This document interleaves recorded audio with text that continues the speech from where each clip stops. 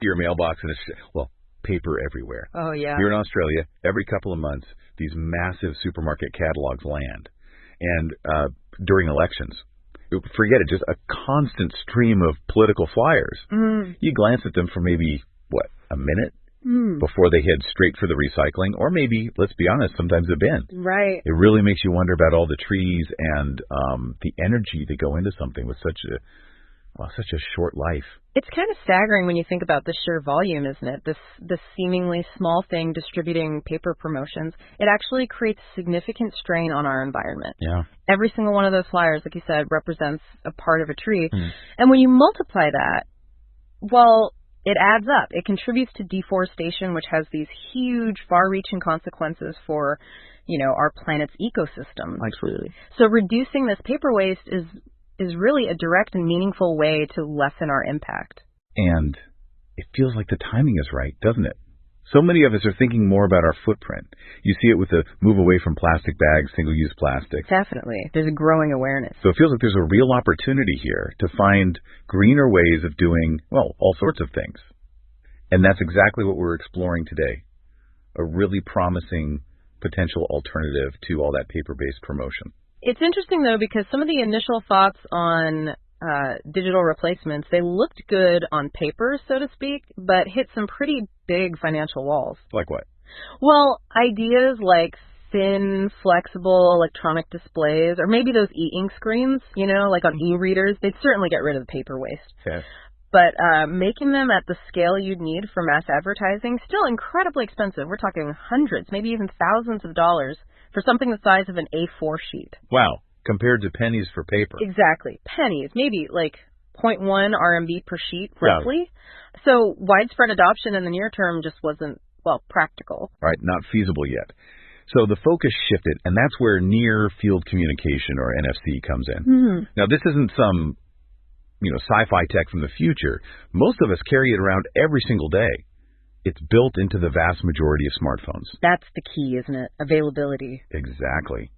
Think of it like a way for your phone to have a very short-range, contactless chat with a little tag. Just a tap. Just a tap. And these tags can be placed anywhere, polling places, supermarket aisles, bus stops.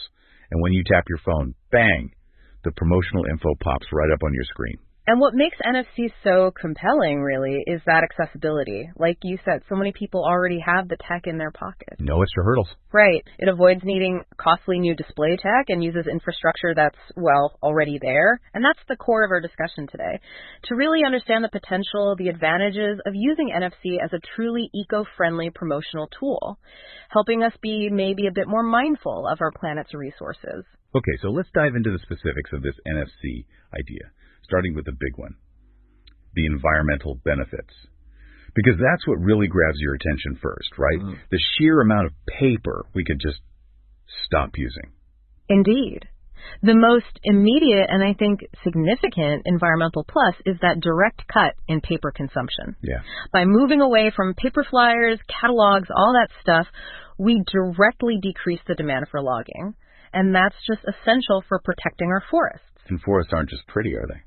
Not at all. They're crucial ecosystems. They regulate our climate. They support incredible biodiversity. They give the clean air and water we absolutely depend on. So protecting them is, it's fundamental. And there was a really powerful example in one of the sources, wasn't there? To make it concrete. Yes, exactly. It pointed out that if a medium-sized city cuts back by just 1 million paper flyers a year, which sounds like a lot, but maybe isn't in the grand scheme of things. Right. That translates to saving approximately 10 tons of wood. 10 tons. 10 tons. And that's based on each sheet using around, say, 10 grams of wood. It's a substantial amount of raw material we could conserve. And it's not just the trees themselves, is it? It's the whole production process. Precisely. Think about everything involved in making paper. It uses significant energy cutting trees, pulping them, bleaching, printing with inks, then transportation, distribution. It's a long chain. It is. And each step contributes to pollution, wastewater, greenhouse gas emissions, you name it. By largely eliminating that entire chain, NFC offers a much, much cleaner way to get information out there. Okay, so the environmental case seems pretty clear, but what about the bottom line? For businesses, for political parties, how do the costs stack up? That initial investment, the hardware, the software, does that put people off? That's a critical point, absolutely. There is an initial cost. Setting up the NFC system, you need the tags, the software to manage them. Right. But the ongoing expenses are significantly lower compared to traditional paper promotion. Significantly. Right. Well, think about paper. You're constantly paying for the paper itself, the ink, the printing presses, the labor for distribution, the fuel for delivery vans. It's a continuous cycle of costs. Yeah. Every single campaign. Exactly. Recurring costs every time. With NFC, most of the cost is upfront. The individual tags, they're relatively cheap, often just a few cents each. Pennies again. Pretty much. And many can be reprogrammed, so you can reuse them for different campaigns, different deals. Okay. So it's not a one-and-done cost per tag necessarily. Not always, no. While there will be some ongoing costs, like updating the info linked to the tags, these are minimal compared to the constant churn of printing and distributing paper. So over time? Over time, the financial savings for organizations doing frequent, large-scale outreach political parties during elections, supermarkets with weekly specials that could be really considerable. It's about shifting from those recurring print and distribution costs to a low, often reusable per tag expense. It just fundamentally changes the long-term financial picture. Okay, so better for the planet, potentially better for the budget in the long run. What about just the day-to-day, the convenience, the efficiency, both for the organization sending the info and for us getting it? Yeah, this is where NFC really shines, I think, in terms of practicality. For the organizations, being able to update information instantly, that's transformative. A game changer. Totally. A political campaign could quickly tweak its messaging based on, a news event. A supermarket could update its daily deals in real time. No need to reprint thousands of flyers because something changed. No more getting flyers with deals that expired yesterday. Exactly. And for the individual, the convenience is just undeniable, isn't it? For sure. No more bulky catalogs stuffed in the mailbox. No more flyers crumpled in your bag or pocket. You access the info you need right when you need it just by tapping your phone. It's immediate. Less clutter. Much less clutter. So for both sides, the advertiser and the consumer, it just makes the whole process smoother, more efficient. And let's talk about how well it fits with the tech we already have. We mentioned phones, but we don't need to download some obscure new app for every shop or campaign, do we? That's a huge advantage. Like we said, NFC capability, it's already baked into the vast majority of modern smartphones. Standard feature now, pretty much. Yeah. So for most people, there's no need to download extra apps, no need to buy new gadgets. It just works. It's a seamless fit with the existing smartphone ecosystem. Okay. And our sources also suggest that for businesses, NFC systems can often be integrated with their current advertising platforms and management systems. So it slots into what they're already doing. Makes it easier to adopt, easier to manage alongside their other marketing efforts, less disruption for them. So who are the prime candidates then? Who stands to benefit most from adopting NFC for promotions? What sectors are we really looking at? Well, the sources highlight three main target areas. First up, the political arena. Right, we mentioned elections. Especially in countries with multi-party systems like Australia, the U.S., Singapore, places with regular, often intense election campaigns at different levels, local, state, national. NFC could offer a much more environmentally responsible way for parties and candidates to get their messages out, connect with voters. Makes perfect sense. Less paper flooding mailboxes, maybe more up-to-date info for voters too. What's the second target? The commercial sector. Primarily thinking about supermarkets, shopping malls, individual retail stores. Those are all the catalogs and flyers now. Exactly. They're constantly running promotions, announcing new products, trying to draw customers in. NFC offers this dynamic, cost-effective way to deliver that info directly to people, maybe right at the point of interest or in busy public areas. And the third area? Public service. So government departments, public institutions, they often need to share important stuff. Policy announcements, public health information, details about community events. Yeah, things you actually want to know sometimes. Right. And NFC could be a convenient, eco-friendly way to reach citizens with that vital information without adding to the paper mountain. Okay, so we can see the applications clearly across those sectors. But what about the bigger picture? What's the actual, market potential for this kind of eco-friendly advertising? Is it niche or is it big? Oh, it's potentially very big and growing. Oh, well. As global environmental awareness keeps rising and the world gets more and more digitally connected, well, the demand for sustainable alternatives in all sectors, including advertising, is only going to increase. Stands to reason. And the sources give a pretty compelling example for scale. They note the paper advertising market just in Australia is worth hundreds of millions of AUD every year. Hundreds of millions, wow. Yeah. So even if just, say, 10% of that market transitioned to NFC, well, that's already a significant market opportunity right there. It's one country. Exactly. Now, think globally. The potential becomes truly immense. It's not niche. It taps into a major existing market with a sustainable, modern alternative. So, with that clear potential, are loads of companies already jumping into this NFC advertising space? What's the competition like? Interestingly, no, not really, according to the sources. While digital advertising itself is obviously huge and well established, of course, there seem to be relatively few companies specifically focusing on NFC technology as this precise, efficient, and eco-friendly solution for promotions. So it's a bit of an open field. It seems that way. Most digital ad efforts are focused on broader online platforms, social media, search engines, that kind of thing. This suggests the market for NFC-based promotions is still relatively untapped, relatively open. A significant opportunity with currently limited saturation in this specific niche. That sounds promising for anyone looking to get into it. So how would a company actually go about entering this market? How do you convince supermarkets and political parties to switch? What kind of strategies are we talking about? The sources outline a few key operational strategies. One is what they call collaborative promotion, actively getting potential clients on board through things like free trials and really strong case studies. Let a supermarket try NFC promotion for a month, see the benefits for themselves. Or offer a free trial for a smaller political campaign during an election. Let them kick the tires. Exactly. And partnerships could be huge, too. Partnering with phone manufacturers, maybe telecom operators, to increase visibility and just make people more aware of NFC's potential. Getting the tech players involved makes sense. What else? Comprehensive service support. That sounds crucial. You can't just sell them the tags and walk away. No way. It means providing an end-to-end solution. Designing the content that goes on the tags, setting up the whole system, providing training for their staff, and having 247 customer support. Making the switch as smooth and painless as possible is key. Full hand-holding, almost. Pretty much. And the third key strategy involves data services. But, and this is vital with a strong emphasis on user privacy. Data. Always a tricky area. Extremely.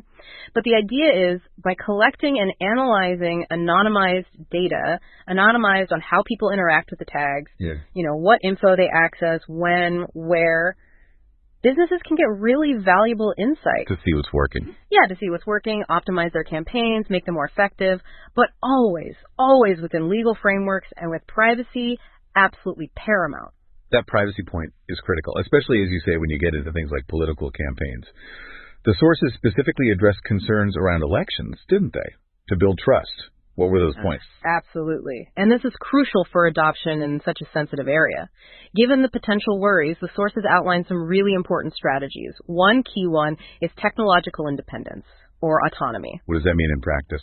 It means selling the NFC devices and the technical solutions, the manuals, the data management software, maybe basic content templates directly to the political parties or the official election bodies themselves. So they own and run it. Exactly. It empowers them to manage their own campaigns independently.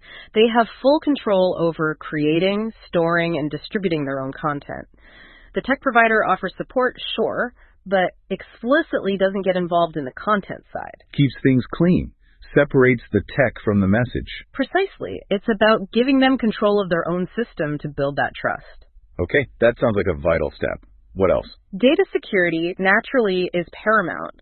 The proposed measures sound pretty robust, things like local data storage, keeping the data within the country. Important for sovereignty concerns. Definitely. And end-to-end data encryption. That means the data is scrambled from the moment it leaves the tag until it's securely received. Makes it incredibly difficult for anyone unauthorized to intercept it. Like a secure tunnel for the data. Kind of, yeah. Plus, encrypting stored data, too, and regularly updating the encryption keys. And then getting recognized security certifications. Things like ISO 27001, that's a big international standard for information security, and also relevant local certifications. Adds that layer of verified security. It provides reassurance, validation that they're taking security seriously. Okay, strong security measures. What about just being open and transparent about how it all works? Transparency is the third pillar here, addressed through really clear, detailed contracts that spell out everyone's responsibilities. Also, being open about the technical details of the system. No black boxes. Right. And the source even suggests bringing in third-party independent monitors during election periods, maybe international neutral bodies or respected local election observers. To watch over things. Yeah, to oversee how the NFC devices are operating, how the data is handled, just to ensure fairness and accountability.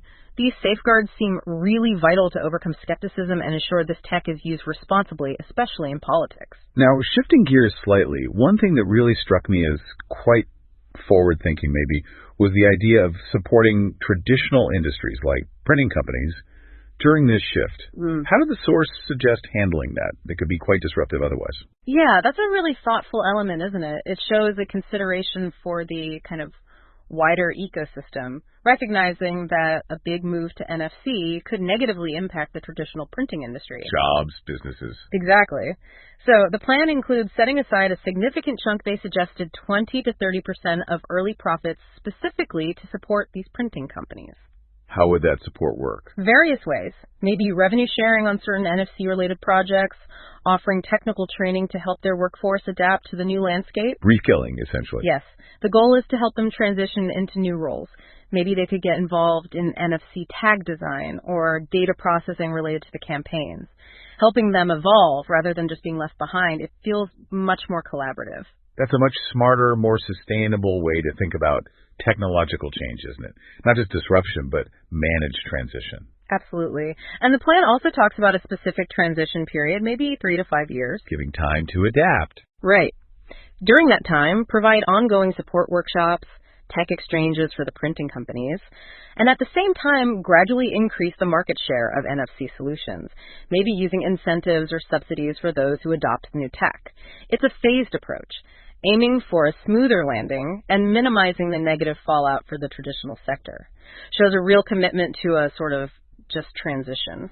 So, looking even further ahead then, what's the ultimate vision here? If NFC really takes off for promotions, what kind of impact are we hoping to see? Well, the long-term vision is pretty ambitious, focusing on both market leadership and sustainability.